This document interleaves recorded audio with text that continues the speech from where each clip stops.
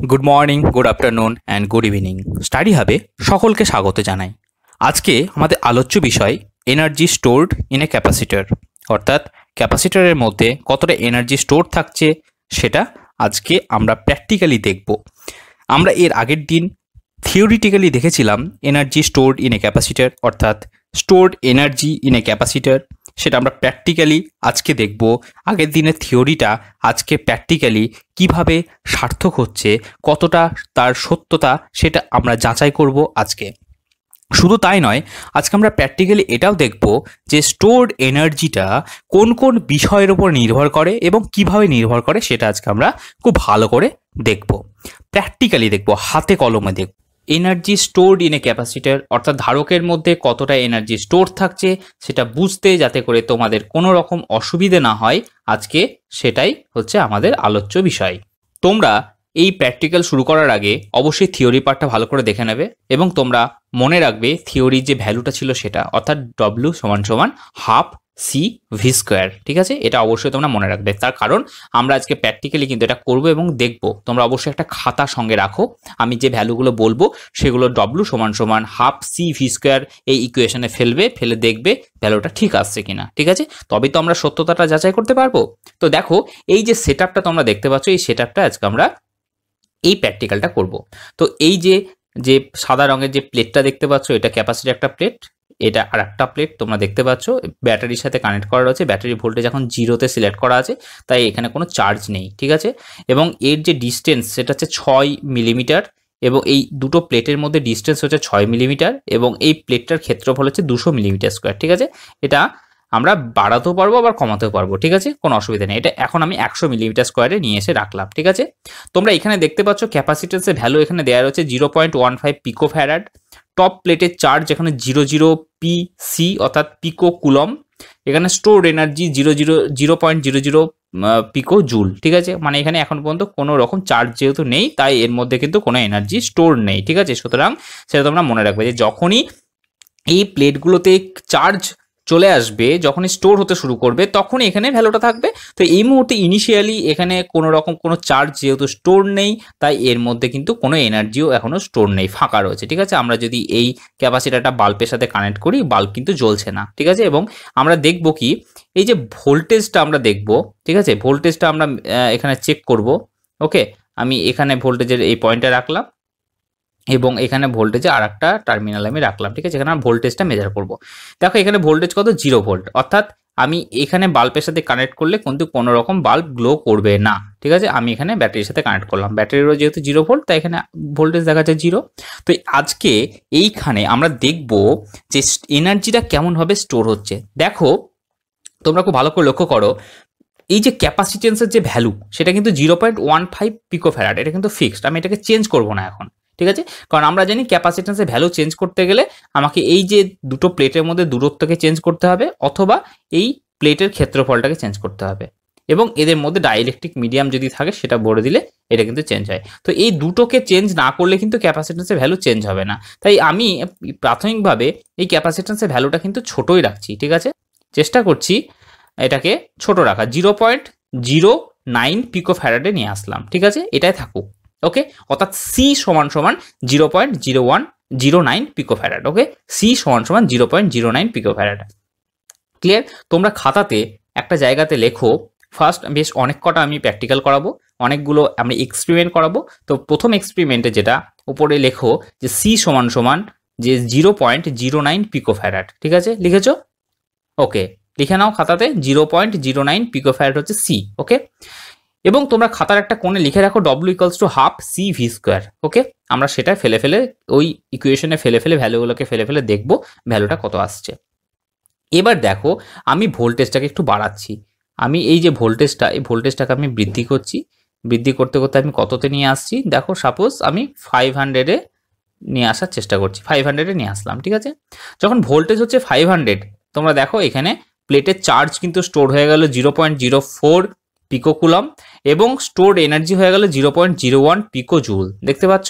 অর্থাৎ ক্যাপাসিট্যান্সের ভ্যালু কিন্তু সেম থেকে গেল, অর্থাৎ আমাদের এই ব্যাটারিতে যত ভোল্টেজ আমি দেবো, অর্থাৎ এই ক্যাপাসিটারের মধ্যে যত চার্জ স্টোর হবে তার উপরে কিন্তু ক্যাপাসিট্যান্সের ভ্যালু ডিপেন্ড করবে না।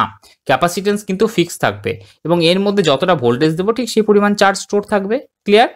তো এক্ষেত্রে এই যে ভ্যালুটা 0.01 পিকোজুল, এই ভ্যালুটা আসছে কোথা থেকে? এই ভ্যালুটা আসছে হাফ সি ভি স্কোয়ার থেকে। ক্লিয়ার? অর্থাৎ তোমরা খাতাতে নোট ডাউন করো, ডব্লিউ সমান সমান প্রথম কেস যখন 0.09 পিকো ফ্যারাড হচ্ছে ক্যাপাসিট্যান্সের ভ্যালু, তখন কি হচ্ছে, when C was equals to 0.09 pico farad, তখন কি হবে, ডব্লিউ সমান সমান তোমরা লেখো হাফ ইন্টু 0.09 ইন্টু 0.5 এর হোল স্কোয়ার। ঠিক আছে? তাহলে তোমরা দেখো 0.5 এর যে হোল স্কোয়ার, এটা ভ্যালু কত আসছে, 0.5 এর হোল স্কোয়ার সমান সমান 0.25। ক্লিয়ার? এই 0.25 এর সাথে তোমরা 0.09টা মাল্টিপ্লাই করো, গুণ করো। কত হচ্ছে দেখো, 0.25 এর সাথে 0.09কে যদি আমরা মাল্টিপ্লাই করি তাহলে আসবে 0.0225 এবং সেটাকে যদি আমরা 2 দিয়ে ভাগ করি তাহলে ভ্যালুটা আসবে কত, 0.01125, অর্থাৎ 0.01125। তার মানে কি, তার মানে আমরা দশমিকের পর দুটো ঘর যদি নিই তাহলে ভ্যালুটা আসছে কত, 0.01 পিকোজুল। অর্থাৎ আমাদের যে সূত্রটা, সেই সূত্রটা সঠিক বলে প্রমাণিত হয়ে গেল। ক্লিয়ার? বোঝা গেল? অর্থাৎ যে half C V square stored energy সেটা কিন্তু প্রমাণ হয়ে গেল। ক্লিয়ার? বোঝা গেল? আচ্ছা, এবার আমরা কি করব, এবার আমরা ভোল্টেজটাকে আরেকটু বাড়াবো। ভোল্টেজটাকে বাড়িয়ে আমরা করলাম কি, এখানে 1 ভোল্ট করছি। ঠিক আছে? 1 ভোল্ট করে দিলাম। ওকে, যখন আমরা এই ভ্যালুটা 1 ভোল্ট করলাম তখন কি হবে দেখো, তাহলে 1 ভোল্ট মানে কত, 1 ভোল্ট মানে হচ্ছে ক্যাপাসিট্যান্সের ভ্যালু কত, তোমরা লেখো সি সমান সমান 1 ভোল্ট। সেক্ষেত্রে ভ্যালু কত আসবে দেখো, ক্যাপাসিট্যান্স হচ্ছে 0.09 গুণিত 1 স্কোয়ার, অর্থাৎ 1 স্কোয়ার মানে তো 1, তাহলে 0.09 ডিভাইডেড বাই 2 মানে কত, 0.09 ডিভাইডেড বাই 2 মানে 0.045 আমরা সকলে জানি। তাহলে 0.0045 অর্থাৎ দশমিকের পর যদি আমরা দুটো ঘর নিই তাহলে কত ভ্যালু আসছে, 0.04। ওকে, ক্লিয়ার? বোঝা গেল? অর্থাৎ এই ক্ষেত্রেও কিন্তু এই যে স্টোর এনার্জি সেটা কিন্তু ঠিকঠাকভাবে আসলো, অর্থাৎ সেই সূত্রটা কিন্তু সঠিক বলে প্রমাণিত হলো।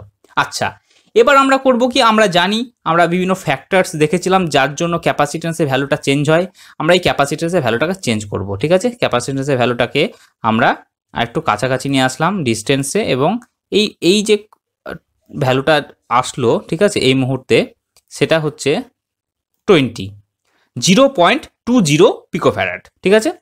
সেপারেশনটা 4.4 মিলিমিটার এবং প্লেট এরিয়া হচ্ছে 100 মিলিমিটার স্কোয়ার। সেক্ষেত্রে ক্যাপাসিট্যান্সের ভ্যালু হচ্ছে 0.20 পিকোফ্যারাড। ঠিক আছে? আমাদের ক্যালকুলেশনের সুবিধার জন্য আমরা একটা সম্পূর্ণ নাম্বার নিয়ে চেষ্টা করছি। ওকে, এক্ষেত্রে দেখো, এক্ষেত্রে টপ প্লেটের চার্জও হয়ে গেল 0.20 পিকো কুলম্ব। ওকে, এটা আমার এখন এই মুহূর্তে লাগবে না।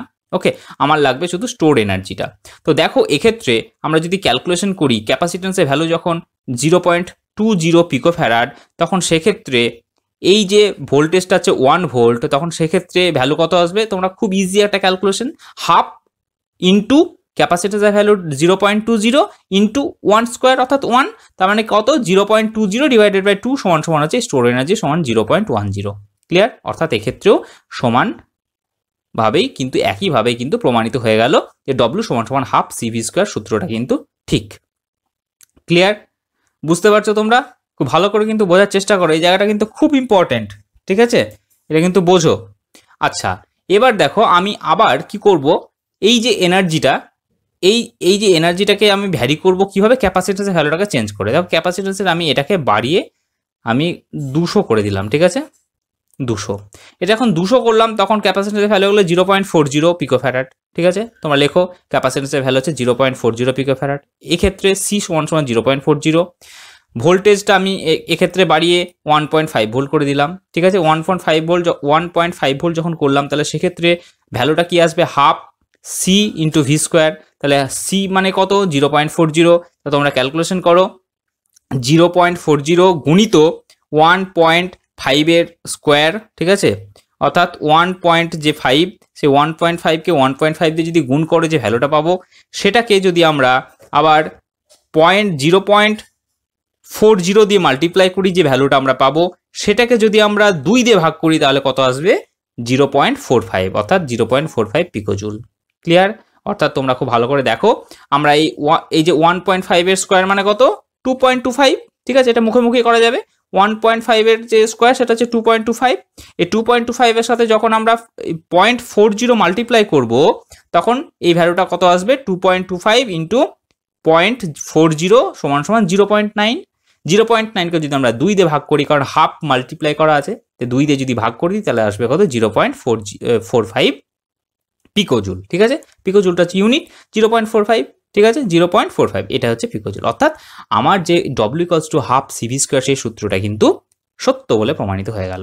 ক্লিয়ার? এবং আমরা এক্ষেত্রে আবার দেখতে পেলাম যে ক্যাপাসিটেন্সের যে ভ্যালু সেটা কিন্তু শুধুমাত্র এই দুটো প্লেটের মধ্যে যে ডিস্টেন্স সেটার উপর ভ্যারি করছে এবং এই পাতের যে ক্ষেত্রফল সেই পাতের ক্ষেত্রফলটার উপরে ভ্যারি করছে। ঠিক আছে, এবং এই পাতের ক্ষেত্রফলটা বাড়ালে তোমরা দেখতে পাচ্ছ নিশ্চয়ই ক্যাপাসিটেন্সের ভ্যালু যেমন বাড়ছে ঠিক তেমনি ওপরকার যে চার্জ যে প্লেটের যে চার্জ সেটাও বৃদ্ধি পাচ্ছে এবং তার সাথে স্টোর এনার্জিও কিন্তু বাড়ছে। আবার যখন কমছে তখন সবগুলোই কমছে, দেখতে পাচ্ছ। অর্থাৎ ক্যাপাসিটেন্সের সাথে এই স্টোর এনার্জির কিন্তু সমানুপাতিক সম্পর্ক। ক্লিয়ার? বোঝা গেল? এই ভোল্টেজের সাথে কিন্তু ক্যাপাসিটেন্সের কোনো প্রবলেম নেই। দেখো ভোল্টেজ আমি যাই করি না কেন ক্যাপাসিটেন্স কিন্তু কোনো ভাবেই পরিবর্তন হচ্ছে না। বারবার প্লেটের চার্জ এবং স্টোর এনার্জি পরিবর্তন হচ্ছে ভোল্টেজের সাথে, কিন্তু ক্যাপাসিটেন্সে দেখো কোনো পরিবর্তন হচ্ছে না, দেখতে পাচ্ছ। ক্যাপাসিটেন্স কিন্তু ফিক্সড, 0.72 যে পিকোফ্যারাড হয়ে রয়েছে সেটাই কিন্তু ফিক্সড, কিন্তু বাকিগুলো দেখো চেঞ্জ হয়ে যাচ্ছে। ক্লিয়ার? এবং আরেকটা মজার বিষয় দেখো, আমি পজিটিভে দিচ্ছি না নেগেটিভ ভোল্টেজ দিচ্ছি ডাজন্ট ম্যাটার, স্টোর এনার্জি কিন্তু সবসময়ের জন্য একটা নির্দিষ্ট ভ্যালু থাকছে। ক্লিয়ার? আমরা পজিটিভ দিচ্ছি না নেগেটিভ দিচ্ছি সেটা শুধুমাত্র প্লেটে যে চার্জ সেটা ওপর ডিপেন্ড করছে। দেখো ব্লু মানে নেগেটিভ আমরা জানি এবং রেড মানে পজিটিভ আমরা দেখেছি এই প্র্যাকটিক্যালটা এর আগে, ঠিক আছে, এই সেটআপে। ঠিক আছে, তো দেখো এই যে এটা হচ্ছে পজিটিভের জন্য রেড আসলো এবং ব্লুটা আসছে কি নেগেটিভের জন্য, কিন্তু চার্জ যে স্টোর যে এনার্জিটা হচ্ছে সেই এনার্জি স্টোরটা কিন্তু একটা ফিক্সড অ্যামাউন্টের। ঠিক আছে, দেখতে পাচ্ছ তোমরা পজিটিভের জন্য বা নেগেটিভের জন্য কিন্তু এক্ষেত্রেও কিন্তু নেগেটিভ পজিটিভ কোনো ব্যাপার নেই। অর্থাৎ স্টোরড এনার্জি। কারণ কি? কারণ ভোল্টেজটা পজিটিভ নেগেটিভের ক্ষেত্রে কোনো পার্থক্য হচ্ছে না। কেন? কারণ ভোল্টেজটা আমরা সবসময়ের জন্য কি করছি স্কোয়ার করছি। তাহলে নেগেটিভের স্কোয়ার কথার অর্থ কি? নেগেটিভের স্কোয়ার কথার অর্থ হচ্ছে সেটা পজিটিভ। ক্লিয়ার? বোঝা গেল? নেগেটিভের স্কোয়ার কথার অর্থ হচ্ছে পজিটিভ। তাই এক্ষেত্রে ভোল্টেজ পজিটিভ দিই বা নেগেটিভ দিই ডাজন্ট ম্যাটার, কারণ এর হোল স্কোয়ার আমরা করছি। পজিটিভ দিলে পজিটিভ হচ্ছে কি হয় পজিটিভ, নেগেটিভ হলে কি হয় নেগেটিভ হলে কি হয় পজিটিভ। সুতরাং এক্ষেত্রে পোলারিটির কোনো গল্প নেই। ঠিক আছে, পোলারিটির জন্য কখনোই স্টোর এনার্জির যে সাইন সেটা কিন্তু চেঞ্জ হবে না। ক্লিয়ার? বোঝা গেল? এবারে আমরা এই যে সেটআপটা রয়েছে এই সেটআপটার ওপরে দেখব এই স্টোর এনার্জির যে থিওরি সেটা কিভাবে সত্য হচ্ছে। ঠিক আছে, খুব ভালো করে তোমরা লক্ষ্য করবে। আমরা সব কিছু কিন্তু খুব ভালো করে দেখব।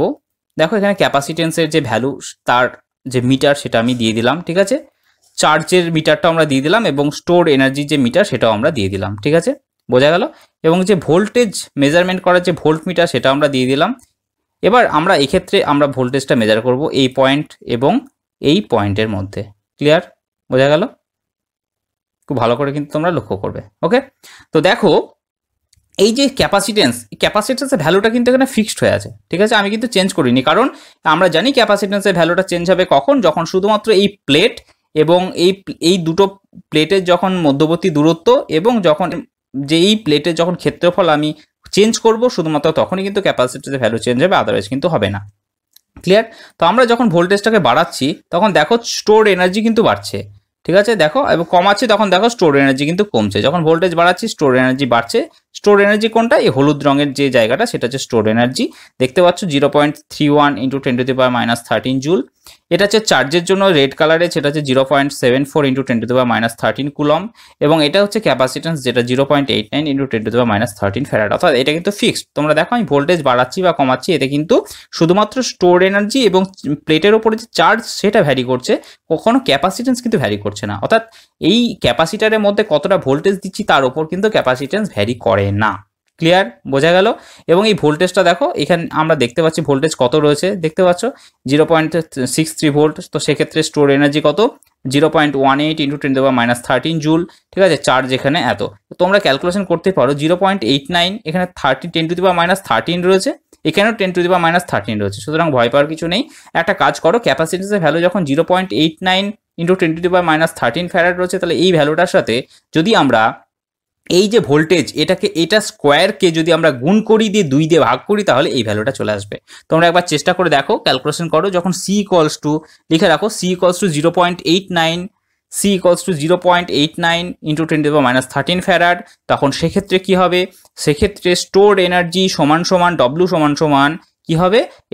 এই ভ্যালুটা 0.89 ইন্টু 10⁻13 গুণিত 0.63 তার হোল স্কোয়ার ডিভাইডেড বাই 2। এই ভ্যালুটা কত আসছে তোমরা দেখো, এটা কত আছে? 0.89, ঠিক আছে। এটার সাথে আমি কি করব? 0.63 তার যে স্কোয়ার, সেটাকে আমরা কি করব? মাল্টিপ্লাই করব, ঠিক আছে। 0.63 স্কোয়ার তার ভ্যালুটা কত আসবে? 0.3969 আসবে, ঠিক আছে। 0.3969 তোমরা কিন্তু ক্যালকুলেশনগুলো করো, এটা কিন্তু প্র্যাকটিক্যাল, ওকে। 0.3969, ঠিক আছে। এবং এটার সাথে আমরা কি করব? 0.89কে মাল্টিপ্লাই করব। এইটাকে 0.89কে যখন আমরা মাল্টিপ্লাই করব, তো যে ভ্যালুটা আসবে সেই ভ্যালুটাকে আমরা কি করব? 2 দিয়ে ভাগ করে দেবো, ঠিক আছে। 2 দিয়ে ভাগ করলে যে ভ্যালুটা আসবে সেটা আসবে কত? 0.1766। তো যেহেতু দশমিকের পরে আমি দুটো ঘর নেব, তাই থার্ড ডিজিটটা যখন 6 রয়েছে, তাই ওটা 0.18 ইন্টু 10⁻13 জুল আমি লিখে ফেললাম, ঠিক আছে। অর্থাৎ আমাদের যে থিওরি সেটা কিন্তু সত্য প্রমাণিত হয়ে গেল। ক্লিয়ার? বোঝা গেল? আচ্ছা, এবার আমরা দেখব ডাইইলেকট্রিক দিয়ে।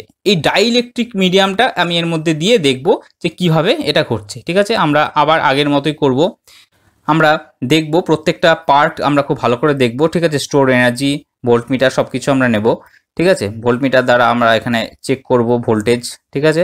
দুটো প্লেটের মধ্যবর্তী যে ভোল্টেজ সেটা চেক করবো। আচ্ছা, এখানে দিলে অসুবিধা, এখানে দিলেও যা, এখানে দিলেও তাই, সুতরাং আমরা এখানেই চেক করব, ঠিক আছে। বুঝতে পারছো? তো দেখো আমি কি করছি, আমরা জানি ক্যাপাসিটেন্সের ভ্যালু 0.89, তো এই ভ্যালুটাকে আমি চেঞ্জ করব। কি করে করব? আমি হয় প্লেটের যে ডাইমেনশন সেটাকে আমি চেঞ্জ করব, প্লেটটাকে যে ক্ষেত্রফলটাকে আমি বাড়িয়ে দিলাম, ক্ষেত্রফলটাকে বাড়িয়ে দিয়ে আমি একটা ভ্যালু এখানে রাখতে পারি, এবং আমি যদি এই যে উইথটা এটাকেও আমি চেঞ্জ করতে পারি, ঠিক আছে। তো আমি চেষ্টা করছি একটা খুব ভালো মানে নিয়ে আসা এটাকে, তাহলে কি হবে? আমাদের ক্যালকুলেশন করতে সুবিধা হবে, ঠিক আছে। আমি এটাকে 10.01 ইন্টু 10⁻13 প্লাস 10ই ধরো, ঠিক আছে। এটাকে এই ক্যাপাসিটেন্সে আমি নিয়ে আসলাম, ঠিক আছে। এবং এটা যে ডাইইলেকট্রিক মিডিয়াম, আমরা জানি ডাইইলেকট্রিক মিডিয়ামকে আমি সরানো নড়ানো করলে কি হবে? ক্যাপাসিটেন্সের ভ্যালু বাড়বে বা কমবে, এটা আমরা এর আগেও দেখেছি ক্যাপাসিটেন্স ডিপেন্ডেন্ট ফ্যাক্টরসে, ঠিক আছে। তো ক্যাপাসিটেন্স কোন কোন বিষয়ের উপর নির্ভর করে আজকে প্র্যাকটিক্যালে আমরা আবার সেটা দেখে নিলাম, ঠিক আছে। তোমাদের ডবল এটা রিভিশন হয়ে গেল অবশ্যই। তো দেখো এক্ষেত্রে যে ক্যাপাসিটেন্সের যে ভ্যালুটা, সেটা আমি একটু ভালো নেওয়ার চেষ্টা করছি, এতে কি হবে? তোমাদের বুঝতে সুবিধা হবে। তো দেখো 20.36 ইন্টু 10⁻13, ঠিক আছে। এখন স্টোর এনার্জি 0 এবং প্লেটে কোনো চার্জ নেই, তার কারণ আমি এখনো ভোল্টেজ এখানে দিইনি, ঠিক আছে। আমরা যখন এখানে ভোল্টেজটা বাড়াবো, দেখো ভোল্টেজটা দিচ্ছি, তো দেখো এনার্জি কিন্তু বাড়ছে, দেখতে পাচ্ছ? ভোল্টেজ যত বাড়াবো এনার্জি কিন্তু তত বাড়বে। তার কারণ কি? এর বৃদ্ধিটা কি ভি স্কোয়ারের সাথে হয়, ঠিক আছে। অর্থাৎ half C into V square. এই ক্যালকুলেশনটা তোমরা করলেই তোমরা পেয়ে যাবে এই ভ্যালুটা কত আসছে, এই স্টোর এনার্জিটা কত আসছে।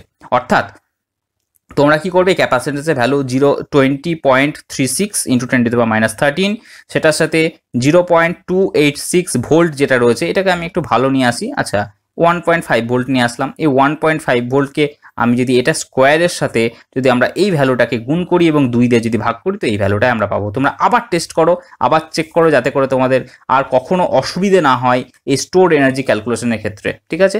তোমরা দেখো স্টোর এনার্জি কত হচ্ছে, ক্যাপাসিটেন্সের ভ্যালু কত? 20.36, তাই তো। 1.5 এবং 1.5 এই দুটোকে গুণ করলে সেটাই তো স্কোয়ার, অর্থাৎ 2.25। সেটার সাথে আমরা কি করব? 20 কত আছে? 20.36কে যদি আমরা মাল্টিপ্লাই করি এবং সেটাকে যদি আমরা 2 দিয়ে ভাগ করি, তাহলে যে ভ্যালুটা আসবে সেই ভ্যালুটা আছে 22.905। এবং আমরা দশমিকের পর যখন দুটো ঘর নেব, তাহলে সেক্ষেত্রে 5-এর জন্য আমরা 0কে 1 ধরে নেবো, অর্থাৎ 20.91 ইন্টু 10⁻13 জুল, ঠিক আছে। অর্থাৎ আমাদের আবারও এক্ষেত্রেও সেই সূত্রটি প্রমাণিত হয়ে গেল।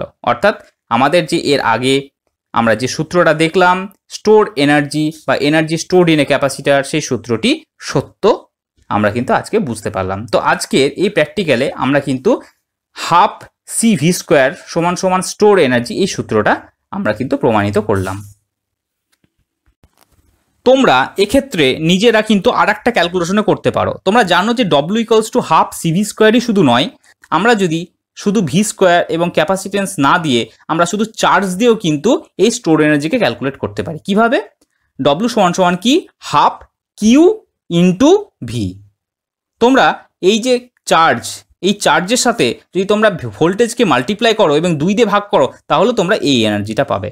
তোমরা দেখো, তোমরা খাতাতে এই কারণের জন্যই বলেছিলাম যে স্টোর এনার্জি বা এনার্জি স্টোর ইন এ ক্যাপাসিটারের যে নোটস, সেটা খাতাতে নোট ডাউন করতে, কারণ সেক্ষেত্রে বেশ কয়েকটা সূত্র ওখানে ছিল। ঠিক আছে, সেই সূত্রগুলো দ্বারা তোমরা কিন্তু প্রত্যেকটা জিনিস কিন্তু বুঝতে পারবে।